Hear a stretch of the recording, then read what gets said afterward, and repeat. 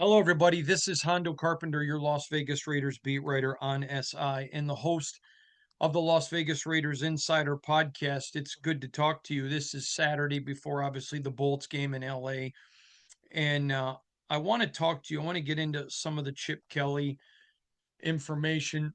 Some of it has come out, and so I'll address a little bit more. I told you I would get into a lot of detail in the offseason, and I'm going to get into more. But I want to go back and I want to share some things with you. And I am hoping, excuse me, that it will give more clarity to understanding where the Chip Kelly issues went sideways. Um, you know, Chip Kelly was not a Pete Carroll choice, and Pete is a very strong defensive mind, and Chip had the leeway to run his offense. That's all factual. I was asked by someone if Pete would have been left alone to make his own decisions. Do you believe he would have hired Chip? Not at all.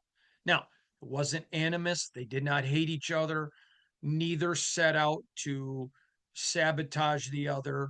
They had a very kind, warm relationship. I can tell you on the record and off the record, both men were warm to each other. It was not a hatred thing at all. However, everybody has bosses. And I've been saying this now since the season started, and I think it's starting to resonate with people, what exactly I'm saying with that, other than it's extremely obvious. And you may remember, let's go back to training camp. You heard me and the other beat writer talking in great detail about how creative the offense is, how good Gino looked. At one point, I made a statement and people took it as a slam on Derek Carr, which it was never that, but that uh, Gino was the best quarterback I've ever seen in the offseason here. And that was 100% accurate. That wasn't a slam on Derek. He had multiple phenomenal practices, putting the ball on the dime, coming out under center, stop, planting the foot, getting the ball out. It was tremendous. It was exceptionally good. Um, and then you started to see things like the screwing around with JPJ, which is nonsensical. And I had one player, you know, never mind, I'll get into that in the offseason, but it was just nonsensical. You know, it was foolishness. There was no comparison. And every one of us who was in practice every day, that's why I kept saying to you, no, you're going to see JPJ as a starter when the season starts because it was just obvious. I mean, it just is what it is. And so, um, as the season started to progress, I don't remember what the second game of the year was, but after the second game of the year is when I heard something extremely concerning about a play that had come in and it was missing some key parts. So I'm just going to make something up. You may do a 54 waggle Superman drizzle, nasty alpha pi. Okay. And, but missing a couple of those. And there was like, don't know what that was about. And then there were times that things happened. Um, this was in the last couple of weeks, last 3 weeks. I don't remember if it was the week before the bye or what it was, but somewhere in that range. Um,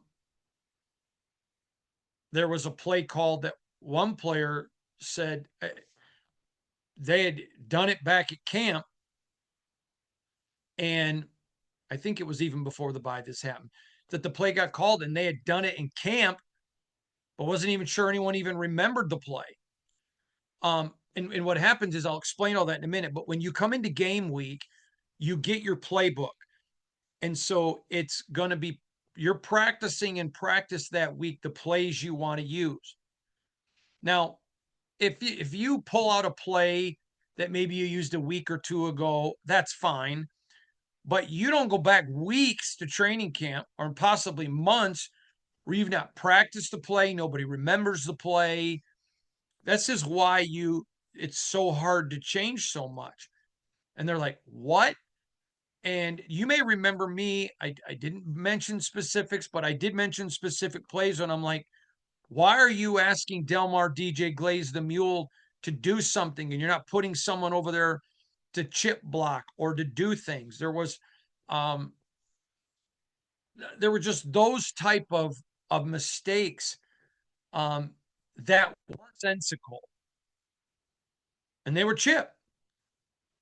I remember specifically asking him one week about how poorly his offense was rated and even got mocked a little bit. Oh, I guess some of you guys looked at numbers this week. Yeah. And I specifically asked about it because it's something I've been told by a player. Um, and so, we're not making this up. And so frustration was continuing to build. Now, again, you may remember that I told you all a story about, here's Gino out there. And listen, let's go back to the flipping the crowd off. Dumb, inexcusable. There's no other way to get around that.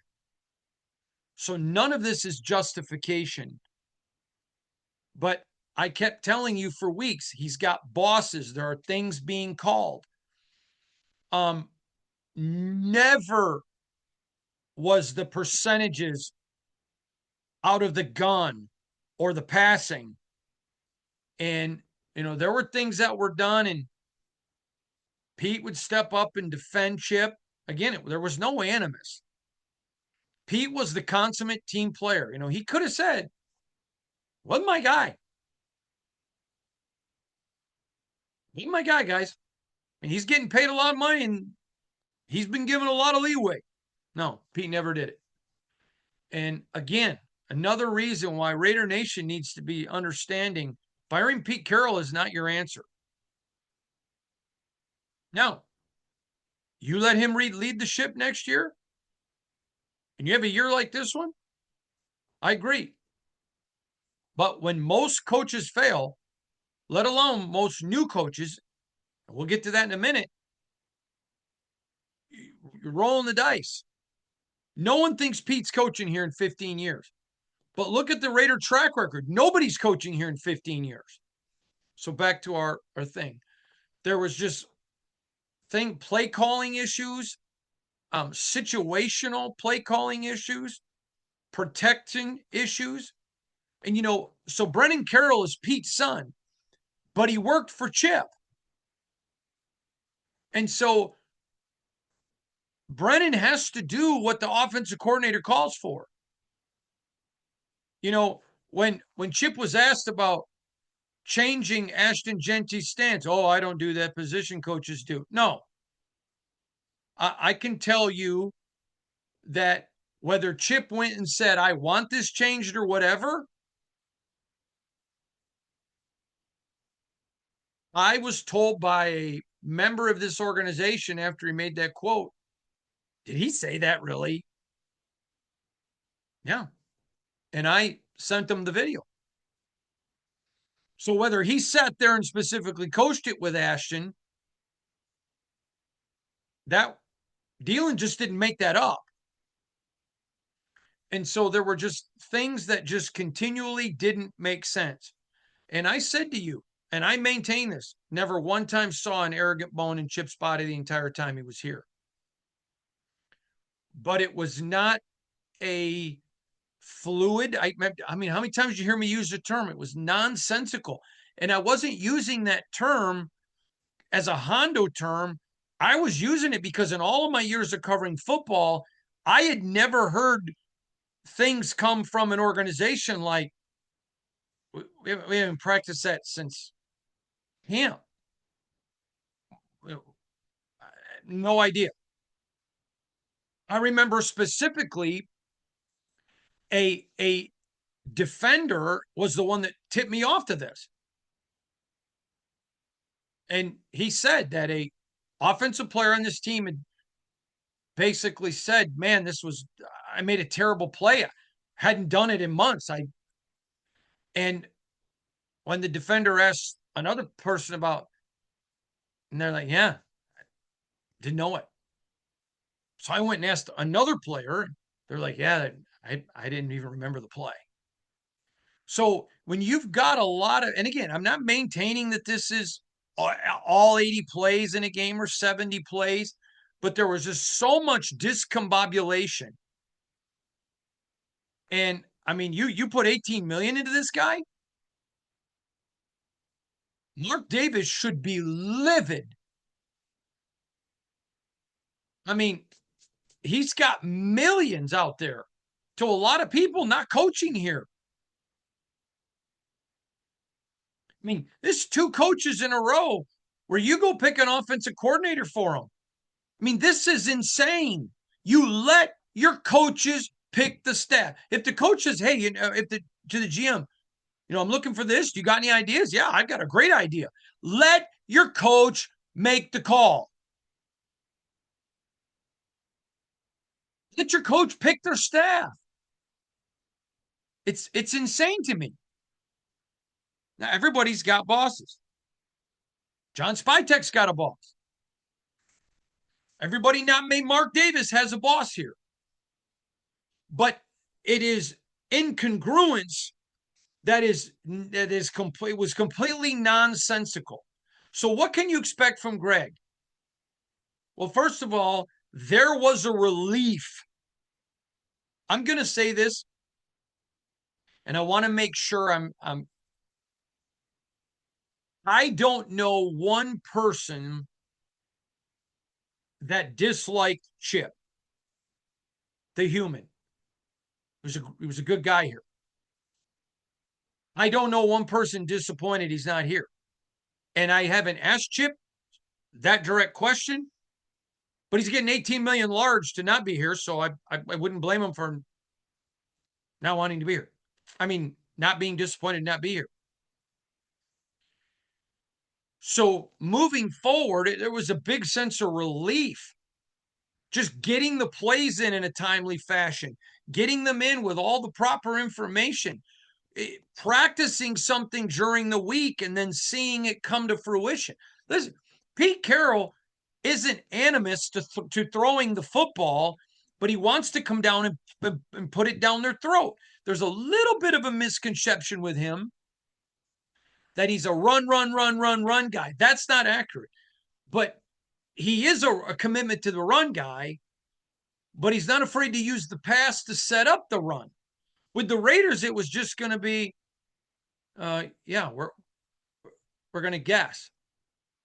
I had one person who works for a team that's played the Raiders this year say to me when I asked him, "What are your thoughts on Chip's offense?" And he said there were things he did that made no sense. Is he using like one of those magic 8 balls? And I don't even know if these things are around anymore, but back in the early 80s, you'd ask the magic 8 ball and shake it and whatever. Is that how he's calling plays? And I want to go back to the Dallas Cowboy game. And I want to give Geno some credit here. You may remember earlier in the year, I had asked Geno about his ability to audibilize in the offense, and he kind of gave a word salad.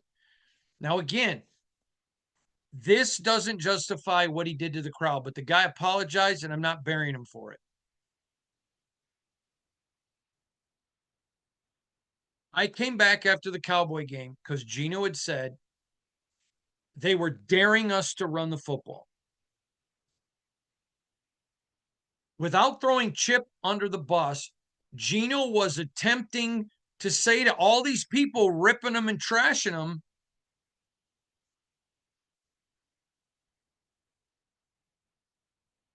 guys, they're daring us to run the football and we're not running it. And it came back to Gino, and I said, Gino, the video's out there. How much are you able to audibilize? You just said they're daring you to defense. Why don't you? So I asked that question because I knew the answer was highly discouraged, if at all. Now, I was told by another player on the team this. Yeah. Can you make this a little clearer? Everyone's mad at Gino. And what Gino say? Well, I want to stick with the game plan, what we practiced all week. He's literally telling you, hey, we weren't practiced for this. But he's not throwing anybody under the bus because that's not what you do as professionals. And so you may remember I kept saying to you, the players are frustrated. The players are frustrated. I mean, you work on a red zone package and you work on this package, then you get in there and you're like, well, okay. And so let's move ahead now. Chips behind. I'm going to get into more of this in the off season. But if I'm Mark, whoever convinced me to pay him 18 million, if I'm Mark, I look at lots of several bad decisions I've made. And at some point, you got to ask, okay, has anybody been involved in more than one? Maybe I need to reconsider something. Maybe I need to look at this. But so, a couple of things. One thing, at least with Greg Olson, is that what they practice during the week is what they're going to use. This is why I don't expect the offense to look, I mean, it's going to look different tomorrow. I don't expect it to the degree that you're probably thinking because it was a holiday week and it's hard to install in a week. I mean, you make the change and then you're busily trying to put the book together. It's not really, it's not a playbook anymore. It's whatever, but it's iPad, but you get my point. I think every week it's going to look a little bit more. I expect it to be more congruent. I expect there to be significantly better packages, blocking schemes. Do I think the Raiders are going to go down to LA and win a game tomorrow? No, I don't think they're going to win. Do I think you're going to start to see a semblance of a more uh, comprehensible offense? Yes. I could see the Raiders losing every game left on their schedule and yet improving. Improving. But where you go from here is Ole's not going to fix this in a week. You've had months to screw this up. It's worse than last year. Imagine Mark Davis sitting there at Thanksgiving. Yeah, I spent 18 million bucks to improve my offense and it's worse. And oh, by the way, I flushed the 6 million a year down the toilet. I'm sure that helps the sage dressing to ruminate. Mark's got a lot of people that he should not be happy with. Now, here's where you're going with this. I have talked with a lot of people around the league. This is not an appealing job. Follow me for a moment. Okay. One particular high ranking NFL person said to me, if you're trying to tell Pete what to do, you're not going to get a super experienced coach to come there unless you fully agree that you're going to give them the authority that obviously Pete hasn't had, or they're looking for a final paycheck and you're going to have to way overpay them. You're going to have to end up going with a rookie coach who you can control.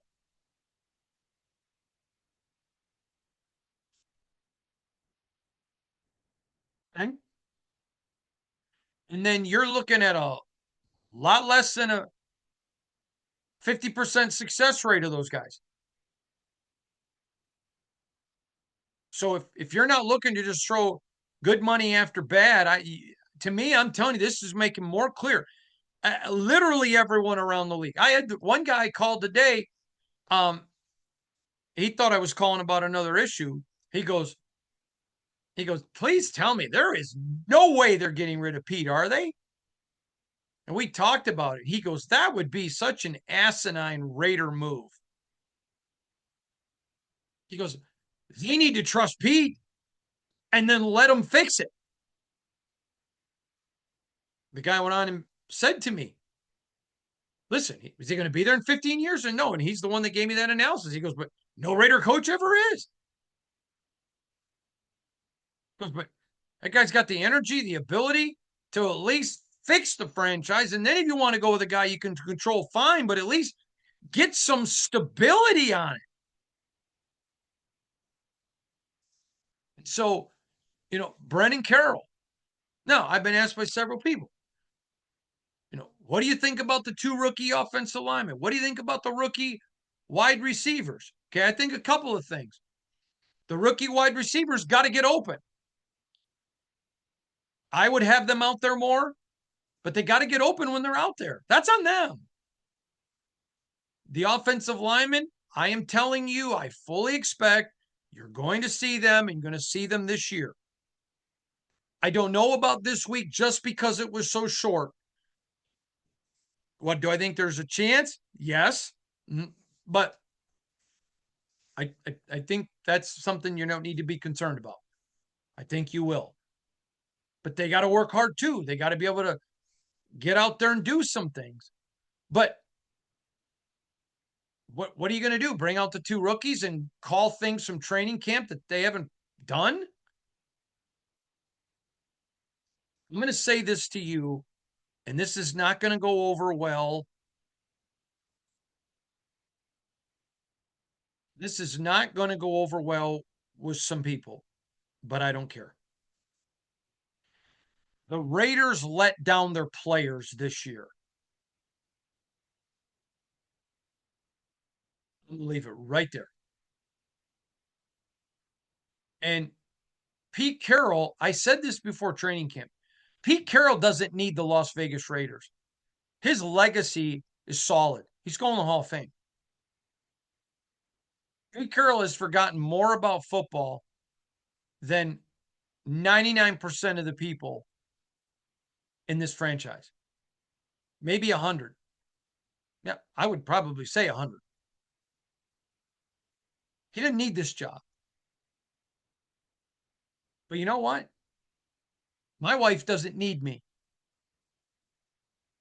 She's a wonderful lady. She's a beautiful lady. She didn't need Hondo Carpenter. She could have married somebody a lot more handsome than me.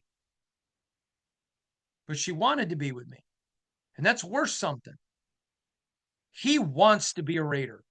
Pete Carroll had other opportunities to coach last year. He wanted to be a Raider. And despite all of the dysfunction that's 2025 and all the heat and ridicule that he has taken unfairly, and you all know I'm not a fan, but I'm not jumping on board with Pete because it gets clicks. I mean, against Pete. And that's why I've defended him from day one when the heat started coming. I've defended him because it was just more Raider dysfunction. And my fact of the matter is, you ride it out. You let them fix it. I made a prediction. I said I didn't think this was a deep team enough to win. And I was told that by people on the team. On the team, but with a couple of breaks, maybe they would get to 10. But nobody saw the dysfunction in the offense. I've said to you all before, I don't think this franchise has been good to Patrick Graham. I don't think it has. And Patrick Graham is back here because of Pete Carroll. And I think you go and look, and they tried to do a Chip Kelly type huge payday for Salah. What a slap in the face to Patrick Graham. Now, I understand there's a chance there that maybe Patrick Graham was going to get the Jacksonville Jaguars job, but let him cook. Let him cook. This is the best coaching staff the Raiders have had since I've been around here. It's not a perfect coaching staff, but it's the best they've had. And Pete Carroll knows this game. It's not passed him by. There have been some people here who, for whatever reason, maybe the NFL game had passed them by. I don't know. I'm not going to speculate. I have suspicion, but I'm not going to speculate. I'll talk more about it in the offseason. But I am going to tell you this. That man knows this game. They know this game. And like one player said to me, you can't expect Pete to scream at people and to yell at people for doing what they're asked. They see it. I'm going to say something to you. And Raider fan, I don't know who it is. It could be a ton of people, but I saw a picture of a Raider fan. I believe, well, I'm not going to say who I think it was, but matter of fact, I will. I think it was a Raider fan named Vegas Ralph. If I'm wrong, I'm not lying. But he had a sign that somebody did that said, "We deserve better." You do. And at 2-9, you probably never thought you'd see somebody say it, but my job is to not be a fan. My job is to tell you the truth. Pete Carroll deserved better. And Raider fan deserves better. Raider players deserve better. Mark Davis deserves better. And so I still think the Raiders lose tomorrow, but I've thought they would lose since the schedule came out tomorrow. But what I will definitively tell you, definitively, is that this organization can't come back here. There have been games that, oh, that's the low point. That's the low point. Browns game. But as a franchise wide, this is the lowest it's ever been. It's time for the Raiders to get this fixed. It's time to put this crap to rest. They need to just come out, get through this season, make a full commitment. Pete, here's where we need to go. We got to get some bleach in our jeans, clean out those jeans. We got to get on a right, steady course. And everybody's got to work together. I'm going to say something to you, and he and I have not discussed this. I want to make that clear.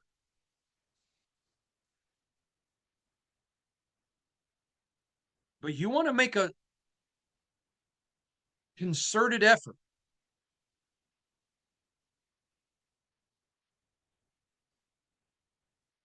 You're going to win. Because you don't need stars like a Max Crosby or a Brock Bowers. You don't need your good players saying, "Get me out." There's been some key mistakes this year. Started with the loss of Robert Spillane. And I'm going to defend John Spytek. Spillane is not here because of the dysfunction prior why Spytek got here. But I am going to tell you this, and I'm going to tell you this definitively. You got some good players here. And one thing good players all have in common is they want to win. Not everybody does. There are a lot of people that are very happy and being on a losing organization. They would like to win, but it's not passionate for them. They're comfortable. Doesn't mean they're bad people, but they're comfortable. Then there are some guys that are like, screw the money. I'll take less. I want a championship. I want a chip. The elites are that way. I've had the privilege of being around some elites. Okay. And the elites all have a certain mentality. Max has this, Brock has this. It is the mentality of I practice the way I play. I demand it of everyone around me. All I want to do is win. They don't chase money, they chase championships because they know money follows champions. They didn't learn with Chip. The highest paid guy is not always the answer. When Tom Brady played for the Patriots, he wasn't the highest paid guy. He would many times take less because he understood what he made with championships. The elite know that. Can you imagine this team with no Max and no Brock? Can you imagine how much more attention and endorsements Max and Brock would have with the Rams, with the Lions, with numerous just teams that are winning? Tampa, Indy, Indy. And this is the freaking Raiders. This is the iconic Raiders. Got to get this fixed. Got to get it fixed. And here's the deal. I don't think they need to fire Spytek to fix it. People are like, oh, Mark Davis should force Tom Brady to sell. Stop. He's not going to stop. You got to fire Pete. No, you don't have to fire Pete. It's real simple. Mark sits down. Guys, here's the direction I want. Pete, can you get us there? Can you get us back on the road to being a constant playoff team and help us lay a foundation for years of success, not just one? I know what Pete's answer is going to be. Absolutely. Absolutely. Pete Carroll wants to be here. I don't think he wants the frustrations that were here this year. I wouldn't if I were him, but he wants to be here. Then you say, John, work with him. Get the things that he needs. Come on, guys, let's go. Let's go. Work it. Work it. Raider Nation deserves better. They literally don't. I remember, and I'm not going to say who but there were a few of us in the media. And we were in the media room. And again, I'm not going to name names because that wouldn't be fair to them. And I think it was at the draft. And every year that I've covered the Raiders, I usually go on a hunting trip right after the season. My wife and I do. And the first year with Gruden, it was fine. But basically, after that, I haven't been able to. And one of us made a comment. I don't know if it was me or someone else, but man, it's going to actually be nice having an off season this year. That's an off season. You're not covering a new GM. You're not covering a new head coach. Finally, there's some stability here. It drives the players crazy, the instability.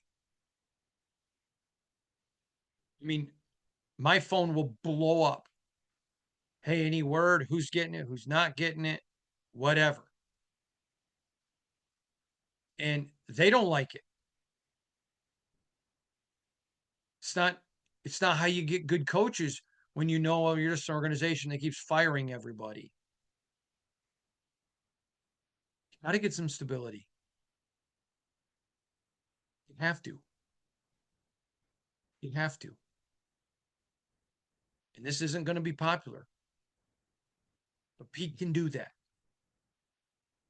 Every single person I have spoken to in the NFL is like laughing to me when I'm like, where are my nuts? Pete can do this. They're like, and they're all like laughing. Yeah, but that may be the owner or only organization he couldn't. I mean, again, Troy Aikman talked about it on the Monday Night Football game. I think it was the Cowboy game, but about this doesn't even look like a Pete Carroll coach team. That's not fair to Pete. And you may say, I don't give a crap about what's fair with Pete. What about to the fans? If it's not fair to Pete, it's not fair to you, the fan. It's not fair to players getting booed. I, I wasn't going to say this, but I'm going to.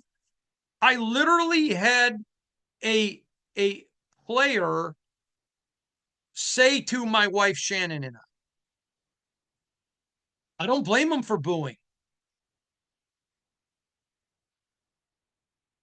And they weren't talking about booing Gino. They were talking about booing the state of the team. He said, I boo. I'm here and I boo. Got to fix that stuff. Got to get it on one page. Got to go back. Let's see what a Pete Carroll team looks like. We know what it looks like. Everywhere Pete Carroll has been in charge. Remember, he had a GM in Schneider. It isn't like I'm saying fire Spytech, but everywhere he's been able to set the vision, hire his guys, he's won championships. USC and Seattle, and he wasn't just 1 year wonders. He was competitive the entire time. Or once he got it repaired, he was competitive all the time. What he hasn't been allowed to, voila. This is what you get. So if you looked at Pete's resume and you weren't going to let him set it, you should have been smart enough to know, okay, it's not going to work. Look at the places he's coached where he hasn't been the chef and chief grocery getter. The meals sucked. And where he won. Remember, when he went to Seattle, he could have had the title of GM and coach. He wanted a GM. Pete is not averse to someone saying, I disagree with you.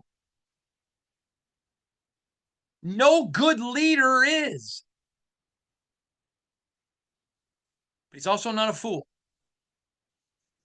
Don't treat him like one.